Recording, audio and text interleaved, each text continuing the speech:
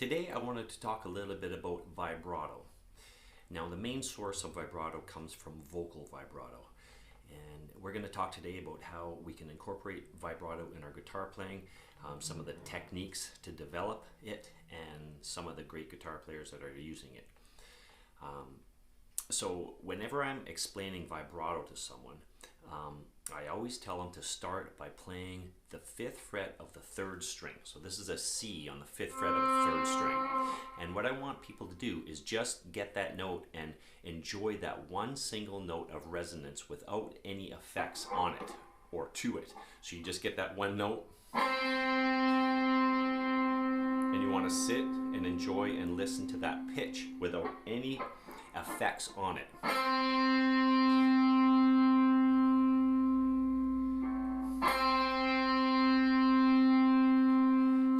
Kind of get that idea of that in your ear.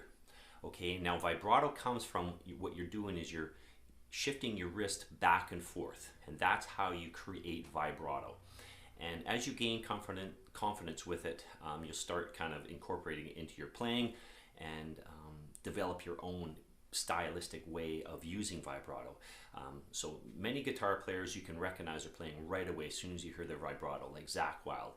He has his vibrato really wild and wide, you know, it's just wide. And Steve Vai has a certain sound of vibrato. Yngwie Malmsteen, Eric Clapton, John Mayer, all these guys have a signature sound of how they use and incorporate vibrato into their playing. Again, some people are really fast and some people are really wide, slow. You know, it just depends on kind of your style and how you want to approach it. So again, you want to kind of get that 5th fret of the 3rd string, which is a C, and just hear what that note sounds like, the resonance of it, without affecting it with any vibrato for the moment. So then what you want to do is shake the note back and forth with your wrist. So you just slowly though, and just get a slow sense, but still the important thing is to maintain that pitch of that C without, you know, wavering too far from it. So you want to, so I'm still maintaining it, and I'm putting a wave kind of around it. So you got,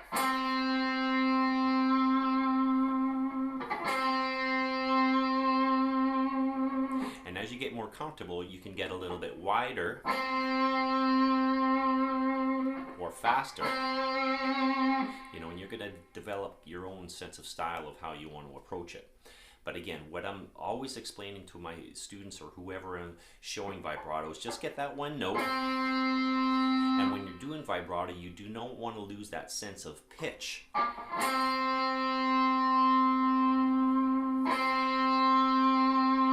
So you can see the wave and hear the wave, but there's still that sense of steady pitch of that C still there.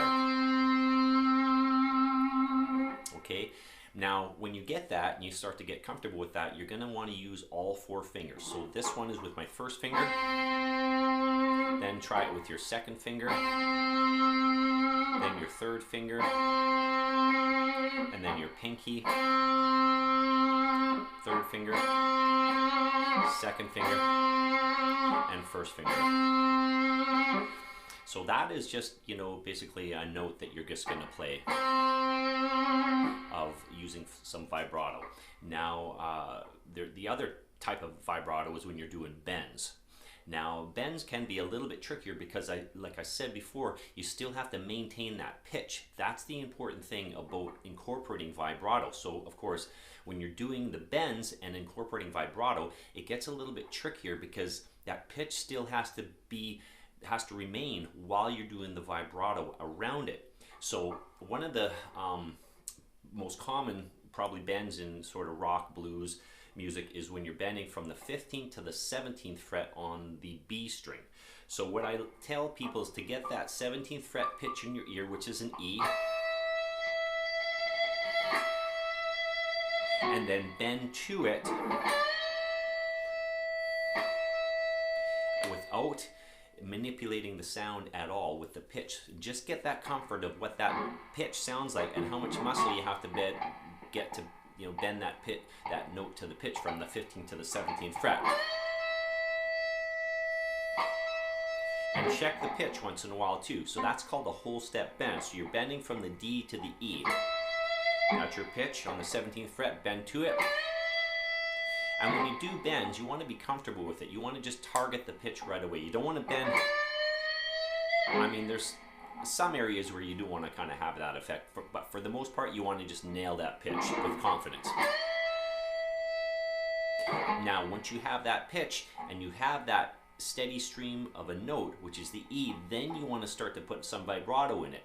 Now, when you're doing vibrato with a bend, as soon as you do vibrato, you have to give it a little extra muscle to maintain that pitch while you're doing the vibrato.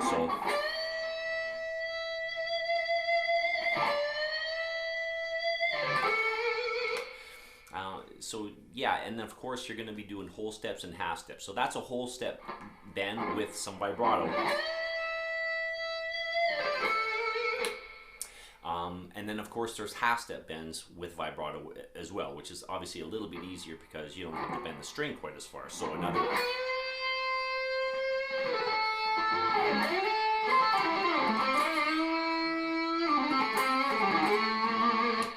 So some great guitar players with some awesome vibrato is like Santana, you know, in the song Smooth.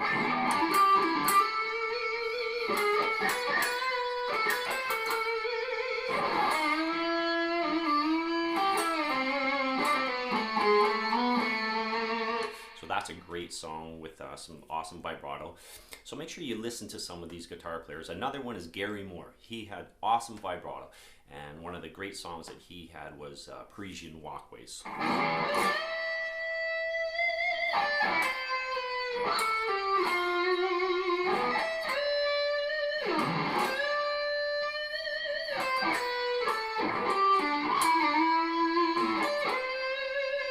So make sure you check that out. So there you go. There's some insights of how to do vibrato. Just be patient with it. Make sure you maintain that pitch and have fun. Cheers.